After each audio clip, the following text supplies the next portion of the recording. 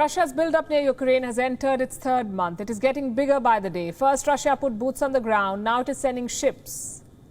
Let me show you the latest pictures. They're from the Baltic Sea. These are Russian ships. More than a dozen of them have been deployed. They conducted shooting practice today.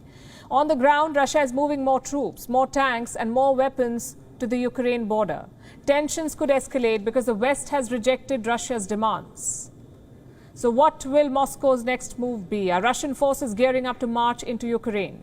We'll discuss all of that. Let's bring you the latest. Moscow is boosting its deployments. Russian soldiers have surrounded Ukraine from 3 sides. There are more of them at the border now. The initial estimate was around 100,000. Russia now has 60 battalion groups. How many soldiers? Anywhere between 112,000 to 120,000. It is believed that Moscow will send more troops. Medical and logistic networks are being put in place too. In February, the conflict could escalate. Russia will hold military exercises with Belarus. And that's another neighbor of Ukraine, Belarus. It is on Russia's side. It has been receiving Russian troops and weapons. And this is significant because from Belarus, Russia can directly target Kiev. The drills could build more pressure on the West. Reports say Russia could bring in more forces if needed and advanced military equipment like fighter jets and the S-400 missile defense system. Remember, the Russians already have 100,000 odd troops deployed at the border. That is a lot of soldiers. Why do they need more? Why is Russia sending more troops and weapons? To put more pressure on the West. They've rejected Russia's demands, the ones that Moscow made last week. We told you about them, Russia's proposal. They wanted 3 things: no expansion of NATO, no NATO membership for Ukraine, and removal of NATO forces from the region. The US and NATO have submitted written responses. They've not been made public. But America's message is clear. They will make no concessions for Russia.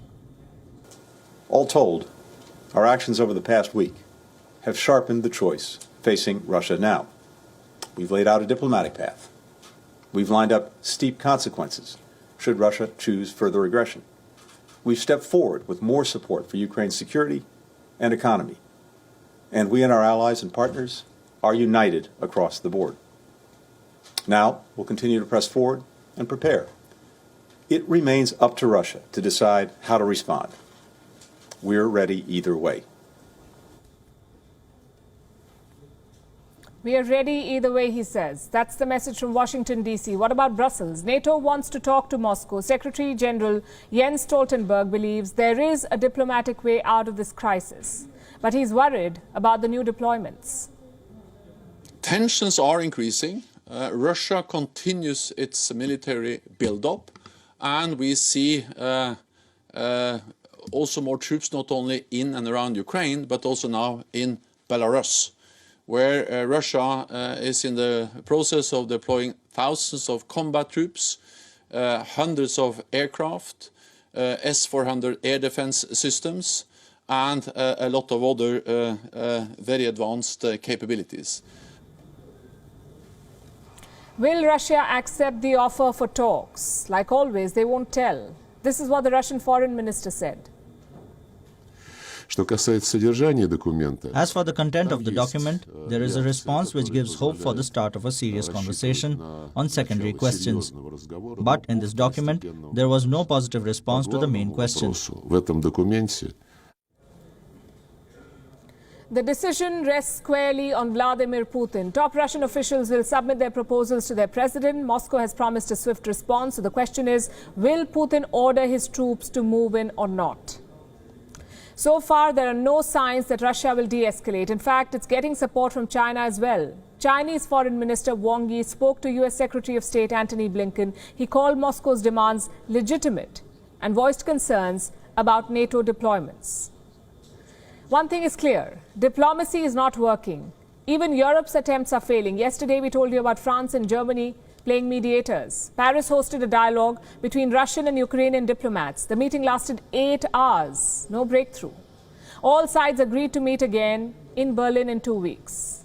Kiev, though, is not losing hope. The positive signal is that all sides declared their readiness to work on the settlement of these disagreements. It's an important and positive signal as well.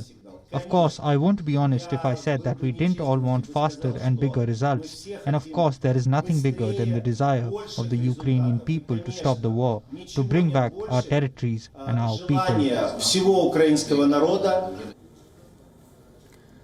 So here is how things stand. Russia is expanding troops. The United States and NATO won't make concessions. China is supporting Russian deployments. And Europe seems to be out of moves. To be honest, the European Union is proving to be the Achilles heel for the West. And Ukraine is blaming one country for this weak response. WION is now available in your country. Download the app now and get all the news on the move.